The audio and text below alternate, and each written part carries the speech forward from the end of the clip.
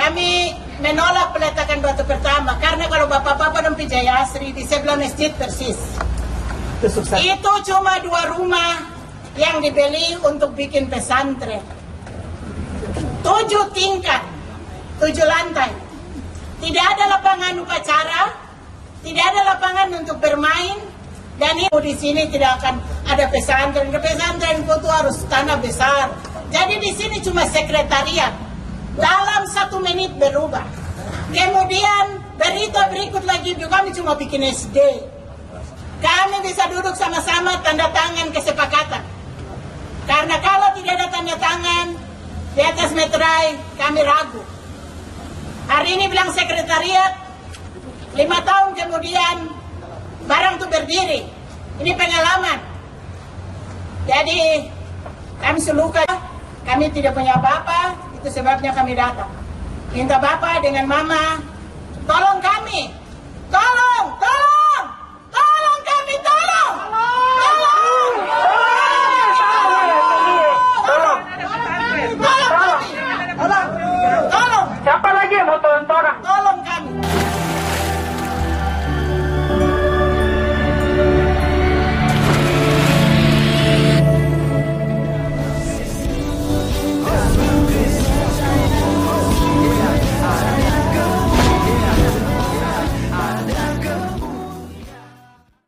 Salam Elechem Bisem Yeshua HaMashiach. Salam damai sejahtera di dalam nama Tuhan Yesus Kristus untuk kita semua. Teman-teman sekalian, saya bahas kembali lagi ya mengenai penolakan pembangunan pondok pesantren ya. Bahkan teman-teman sekalian yang mirisnya, surat undangan diberikan kepada Ibu Pendeta itu di jam 9. Tetapi ketika Ibu Pendeta sudah sampai, itu peletakan batu pertama itu sudah dilaksanakan. Jadi mereka sangat kecewa sekali ya. Dan sudah beberapa mereka ditipu ya. Karena waktu mereka belikan gedung itu yang 7 tingkat menurut keterangan dari Ibu Pendeta, itu mereka hanya menggunakan sebagai sekretariat. Iya kan? Sekretariat teman-teman sekalian. Kemudian dirubah lagi mau bangun SD. Dirubah lagi mau bangun ini, mau bangun itu. Sampailah program untuk membangun pondok pesantren. Nah jadi teman-teman sekalian ditolak mentah-mentah oleh masyarakat Papua. Sekalipun tidak semua ya. Jadi ini adalah kelompok-kelompok tertentu saja. Yang tentu saja berdekatan dengan pondok pesantren yang akan dibangun itu. Nah teman-teman sekalian, di video saya sebelumnya ada banyak bilang bahwa kok ajaran kasih seperti itu, katanya mengasihi gitu ya. Kemudian ada banyak juga yang berkata bahwa kalian yang memulai ya, kalian mencoba-coba begitu ya. Ada yang sampai mengancam-mengancam. Tapi teman-teman sekalian saya mau katakan bahwa ini sudah saatnya orang Kristen berdiri tegas. Ini udah saatnya orang Kristen ya. Untuk apa? Melawan kejahatan teman-teman sekalian. Kita melawan kejahatan itu ya dengan kebaikan. Nah, jadi terkait dengan apa yang dilakukan oleh Ibu Pendeta ini sesuatu hal yang sangat bermanfaat. Menurut saya sangat bermanfaat. Kenapa? Karena ini menjadi penyeimbang dan menjadi juga bahkan pertimbangan daripada pemerintah pusat. Di mana teman-teman sekalian mulai di daerah-daerah ya kan seperti di Papua ini. Dan saya percaya ini bukan nanti hanya di Papua terjadi ya. Tapi akan terjadi di mana-mana juga. Masjid, pondok pesantren, tempat-tempat ibadah Islam. Itu bisa saja terjadi penolakan-penolakan. Dan ya akan berpotensi terjadinya keributan. Maka teman-teman sekalian kita berharap bahwa gereja stop untuk dipersekusi. Gereja stop untuk disegel. Gereja stop untuk dipersulit. Mari kita sama-sama, agama Islam, agama Kristen, sama-sama agama syiar. Maka kita sama-sama untuk apa? Ya, memperdengarkan, bahkan untuk mempraktekkan nilai-nilai keagamaan kita. Sehingga orang lain nanti bisa menilai agama mana yang benar dan yang tidak benar. Soal pilihan, dia mau masuk ke agama Kristen kah, mau tidak kah? Itu bukan urusan agama tertentu teman-teman sekalian. Oh kamu harus masuk ke agama, tidak. Itu adalah pilihan, hak bebas. Karena itu dijamin oleh undang-undang kita. Nah jadi kalau Anda takut terjadinya murtad dari umat Anda, maka seharusnya Anda memperkuat akidah mereka. Anda menjelaskan tentang nilai-nilai Islam yang benar dan ajarkanlah kepada mereka bahwa agama yang diridhoi di sisi Allah adalah agama Islam. Silakan ajarkan, perkuat iman mereka. Bukan menutup gereja, bukan mempersekusi ibadah-ibadah agama Kristen. Jangan menggunakan sikap premanisme, intoleran, ya. bahkan ya bisa cenderung ke terorisme teman-teman sekalian. Nah oleh karenanya teman-teman sekalian, ini hal yang sangat bagus, hal yang sangat menarik. Secara pribadi saya anjung jempol buat Ibu Pendeta yang dengan tegas dan berani menolak pembangunan itu untuk mempertahankan tanah Injil. Papua tanah Injil. Itu yang harus dicatat baik-baik teman-teman sekalian. Baik kita teman-teman sekalian, kita langsung saja untuk menyimak videonya. Ya, simak sampai selesai supaya tidak gagal paham. Berikut videonya. Pertama, pembangunan pesantren oleh IC Doktor pembangunan pesantren. Tidak menghargai kami orang Papua karena tradisi ini orang Papua bisa menerima segala macam hal.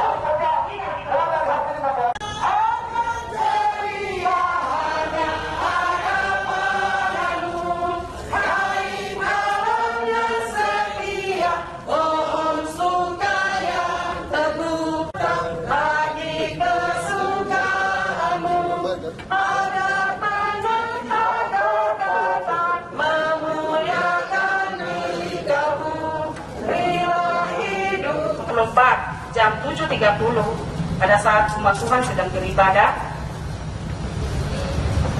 sehingga itu yang menjadi pembangunan pesantren di atas tanah Papua ini. Kami kira pembangunan pesantren ini sudah banyak di atas tanah Papua ini, yang lain bisa menyesuaikan. Apalagi kalau dilihat kondisi, situasi, lingkungan, kalau tidak cocok jangan dipaksakan. Di Jaya Asri itu tidak cocok. Jalan pas di jalan raya itu ada tiang listrik di depan itu jalan raya. Kita mau dibangun pesantren. Dan situasi mobilisasi masyarakat keluar masuk itu juga tidak mendukung. Sehingga peristiwa yang sudah terjadi ini kami mau datang. Karena kami lihat pesantren ini sudah banyak, bisa menyesuaikan saja. Seperti kami YPK yang ada nih, anak-anak kami sesuaikan saja YPK yang ada. Kami tidak bikin lebih daripada yang lain.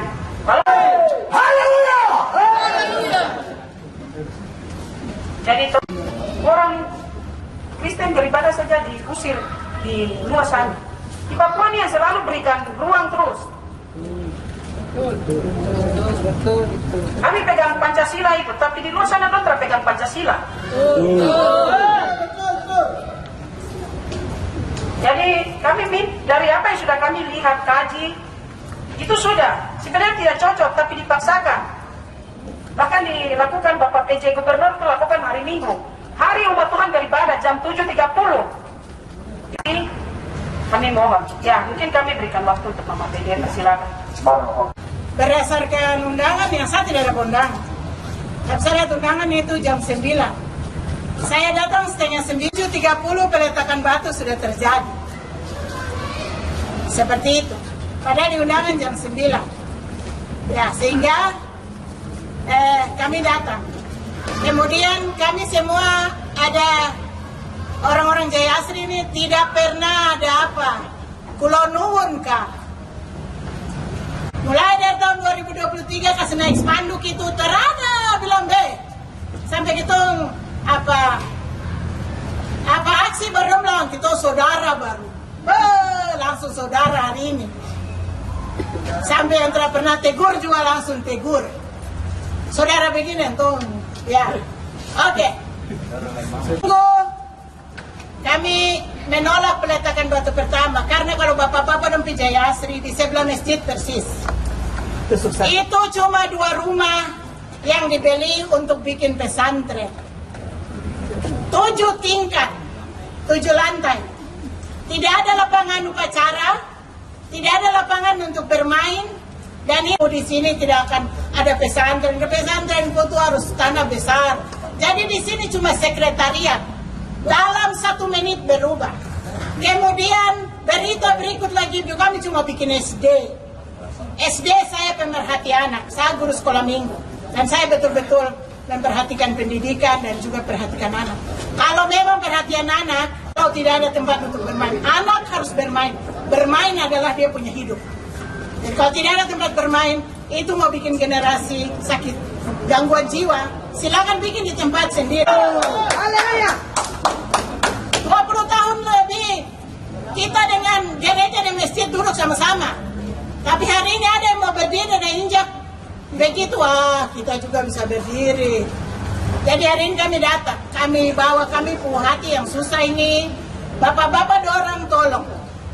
Terus ya kami minta harus diurus sampai harapan kami bisa duduk sama-sama tanda tangan kesepakatan. Karena kalau tidak ada tanda tangan di atas meterai, kami ragu. Hari ini bilang sekretariat, 5 tahun kemudian barang itu berdiri. Ini pengalaman. Jadi kami seluka, kami tidak punya apa-apa, itu sebabnya kami datang. Minta Bapak dengan Mama, tolong kami, tolong kami, tolong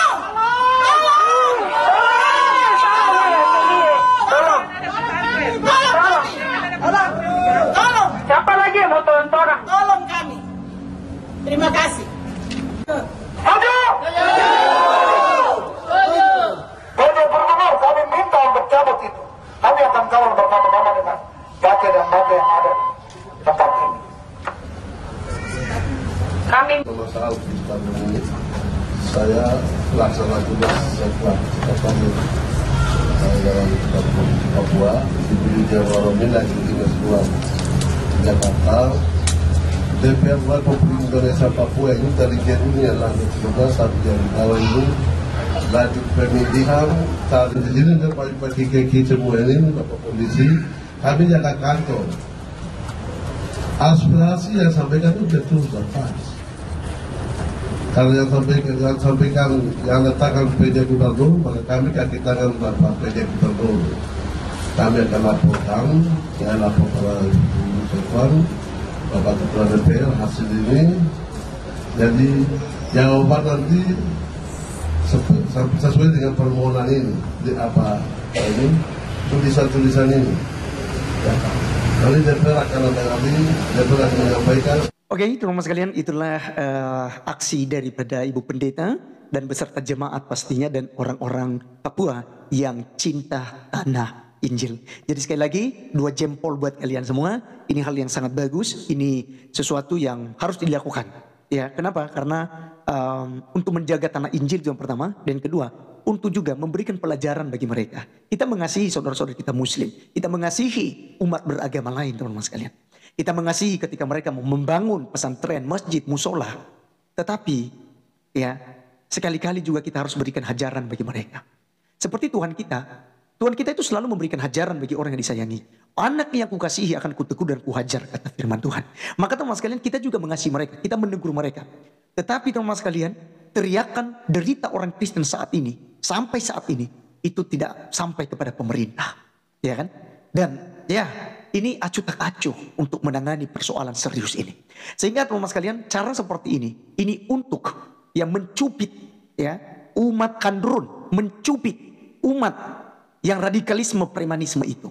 Supaya mereka tahu sakit enggak ketika mereka cubit diri mereka sendiri. Iya kan? Jadi ketika ada penolakan demikian, mereka pastinya akan merasakan. Oh ternyata sakit ya kalau kita ditolak. Oh ternyata sakit ya kalau kita dihina. Sakit ya kalau pembangunan sekolah Islam saja itu dilarang, iya kan gitu. Sakit ya kalau kita dikucilkan, didiskriminasikan begitu ya. Jadi supaya mereka sadar teman-teman sekali. Itu sebabnya saya katakan bahwa saya sangat-sangat setuju dengan aksi yang dilakukan oleh Ibu Pendeta dan juga jemaat ya. Barangkali ya yang bersama-sama dengan Ibu Pendeta. Baik teman-teman sekalian, sekian video kali ini, kita doakan supaya memang terjadi penyelesaian dengan baik. Jangan ada keributan yang terus berlanjut juga. Harus tangkas dan cerdas pemerintah setempat untuk menyelesaikan persoalan. Itu doa kita.